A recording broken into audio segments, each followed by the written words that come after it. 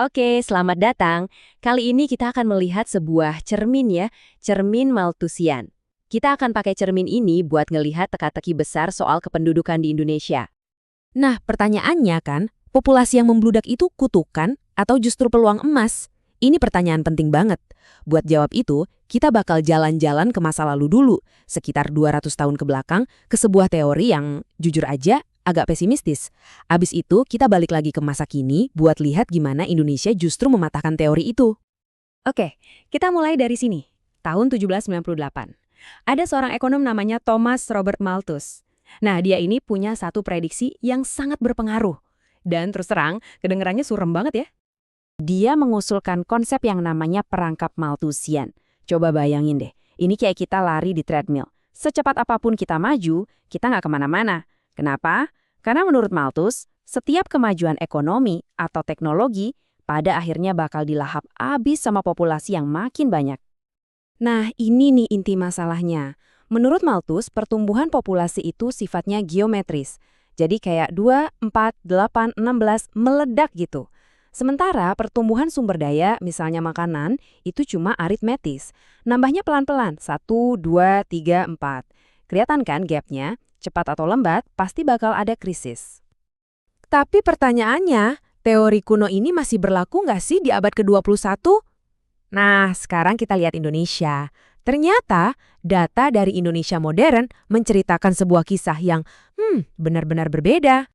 Oke, ini data pertama yang menampar teori Malthus, setidaknya di konteks Indonesia. Angka 2,1. Ini adalah tingkat kesuburan total atau TFR.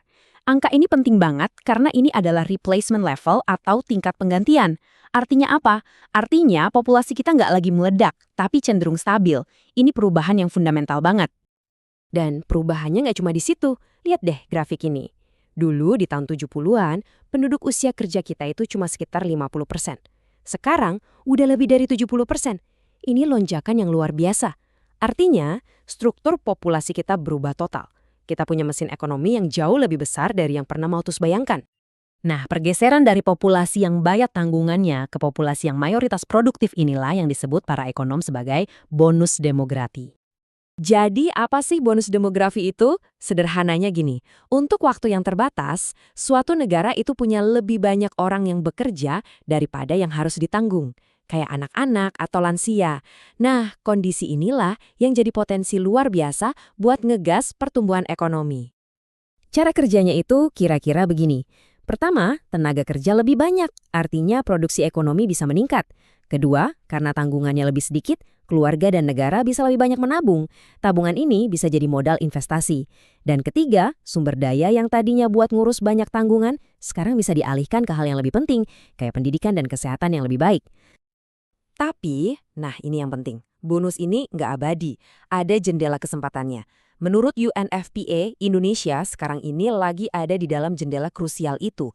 Puncaknya sekitar tahun 2030 dan jendelanya akan mulai tertutup di sekitar tahun 2045. Jadi bisa dibilang ini kayak balapan sama waktu. Ini yang membawa kita ke babak selanjutnya. Peluang emas ini ternyata nggak datang gitu aja. Bonus ini harus dijemput. Dan itu butuh pergeseran fokus yang mendasar. Kalau dulu pertanyaannya Malthus adalah gimana cara kita ngontrol jumlah penduduk, sekarang pertanyaannya beda banget. Pertanyaan pembangunan modern itu gimana cara kita meningkatkan kemampuan penduduk kita. Fokusnya geser dari kuantitas ke kualitas. Bukan lagi soal berapa banyak, tapi seberapa bisa. Dan untuk meningkatkan kemampuan itu, para ahli setuju kuncinya ada di investasi yang cerdas. Investasi di mana? Ya di pendidikan yang berkualitas, layanan kesehatan yang bisa diakses semua orang, pelatihan kerja yang relevan sama zaman, dan yang paling penting, penciptaan lapangan kerja yang layak, termasuk juga kesetaraan gender. Karena begini, kalau investasi itu gagal, bonus demografi ini bisa jadi bumerang. Dia bisa berubah jadi beban demografi. Bayangin, angkatan kerja yang besar, tapi nggak punya skill, nggak sehat, dan nganggur. Peluang emas tadi bisa berubah jadi bencana sosial dan ekonomi. Oke, jadi setelah melihat semua ini, gimana dong kita harus memandang teori Malthus sekarang? Terutama kalau kita berkaca dari pengalaman Indonesia. Logika Malthus itu jadi kayak terbalik. Ancamannya sekarang bukan lagi populasi yang besar, Ancaman sebenarnya adalah kegagalan kita untuk berinvestasi pada potensi populasi itu sendiri. Jadi, apa yang bisa kita ambil dari sini? Peringatan Malthus yang umurnya udah 200 tahun itu ternyata masih ada relevansinya loh. Tapi bukan sebagai ramalan kiamat yang pasrah kita terima. Justru sebaliknya, ini jadi sebuah panggilan. Panggilan untuk kita bertindak. Untuk mengelola baik sumber daya manusia maupun sumber daya alam secara cerdas dan berkelanjutan. Nah, ini semua membawa kita ke satu pertanyaan terakhir yang paling krusial. Jendela kesempatan Indonesia sedang terbuka lebar saat ini. Pertanyaannya adalah, apakah investasi pada manusianya akan benar-benar membuka kunci masa depan bangsa ini?